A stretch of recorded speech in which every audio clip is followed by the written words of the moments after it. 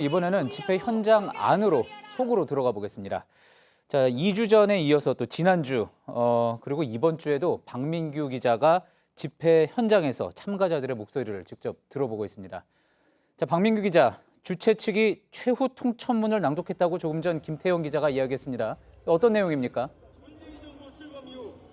네, 일단 조금 전 약 10분 전 정도에 주최 측이 낭독한 이른바 최후 통첩문 내용을 전해드리기 전에요. 지금 제 주변 상황부터 좀 설명을 드려야 될 것 같습니다. 지금 현장 그림에 잡히고 있겠습니다만은 원래 이곳이 집회 참가자들이 이렇게 서 있는 곳이 아닙니다. 그런데 저희 취재진이 방송을 준비하면서 제 바로 뒤에도 손글씨로 검찰개혁이라고 적힌 팻말을 들고 계신 참가자분이 보이고요. 주변에 모인 집회 참가자들이 검찰개혁과 조국 수호와 더불어서 저희 취재진을 향해서 진실보도라는 구호를 연달아서 외치고 있는 상황입니다. 그만큼 오늘 집회에서도 지난주, 지지난주에 이어서 언론에 대한 이 집회 참가자들의 불만이 강하게 터져나오고 있는 상황입니다. 최후 통첩문 내용을 취재했습니다. 먼저 검찰은 개혁 조치에 응하고 과잉 수사를 중단하라는 게 첫 번째고요. 집권 여당의 민주당에는 공수처 설치 등을 담은 패스트트랙 안건을 신속하게 처리하라고 했습니다. 반면 한국당에는 정상 정치에 복귀하라 이렇게 주문을 했습니다. 언론을 향해서도 지금 현장 상황 보여드리는 그대로 본연의 역할로 돌아가라는 메시지가 나왔습니다. 검찰개혁과 언론개혁 이렇게 요약되는 3주에 걸친 대규모 집회의 주장을 한데 담은 선언문 성격을 띠고 있다. 최후 통첩문에 대해서는 이렇게 설명을 드릴 수 있을 것 같습니다. 예. 자, 박민규 기자가 지금 3주째 현장을 지키고 있습니다. 오늘 현장에서는 좀 달라진 장면도 있었다고 하죠? 그렇습니다. 앵커 말씀하신 대로 지난주와 지지난주 계속 취재를 했는데 오늘 좀 달라진 부분이 있습니다. 지난주에는 우리가 조국이다 이런 문구가 새로 나왔다 이렇게 전해드렸는데 오늘은 문재인 대통령의 얼굴 사진이 등장했습니다. 주최 측이 준비한 9개 손팻말 중 하나에 인쇄가 돼 있었는데요.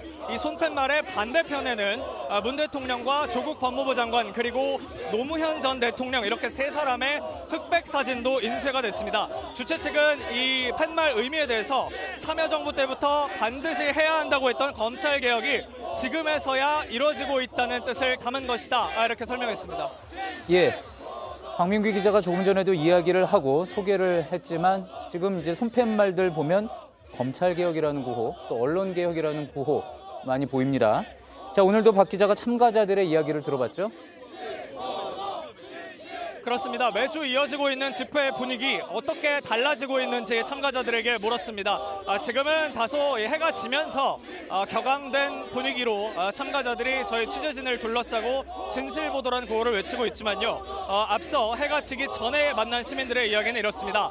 인천 영종도에서 왔다는 김원기 씨의 말인데요. 2주 전에는 집회 참가자들이 매우 분노해 있었다면 오늘은 집회가 축제 같은 느낌이다. 참가자들 중에서는 중도층 성향의 참가자가 더 늘어난 것 같다 이렇게 말했습니다. 검찰개혁에 대한 구체적인 시민들의 생각도 들었는데요. 성북구 정릉동에서 왔다는 한 참가자는 검찰을 견제할 수 있는 법적 장치가 필요하다. 집회 구호에만 그치지 않고 법제화까지 이끌어내야 한다 이렇게 말했습니다. 공수처를 설치하자 또 수사권을 일정 부분은 경찰에 이관해야 된다 이런 말을 하는 참가자들도 여럿 있었습니다. 예. 자, 마지막으로요. 오늘 또 반대편에서는 다른 집회도 열렸습니다. 어떤 돌발 상황은 혹시 없었습니까? 네, 저희가 파악하기로는 이 양 집회 간의 특별한 큰 충돌은 없었습니다. 다만 낮 시간에 일부 보수 성향 집회 참가자들이 촛불 집회 참가자들을 위협하는 모습이 여러 차례 보였습니다. 직접 물리적인 위협을 가한 것은 아니고 일부 욕설과 원색적 표현을 통해서 이 소란을 좀 피우기도 했는데요. 일부 참가자들은 경찰이 이런 도발 행위를 제대로 제재하지 않는다고 강하게 불만을 표시하기도 했습니다. 하지만 집회 참가자들은 서로 감정적으로 대응하지 말자 이렇게 이야기를 하면서 서로 다독여서 큰 충돌까지 이어지지는 않았던 것으로 보입니다. 예, 잘 들었습니다. 서초동 집회 현장에서 박민규 기자였습니다.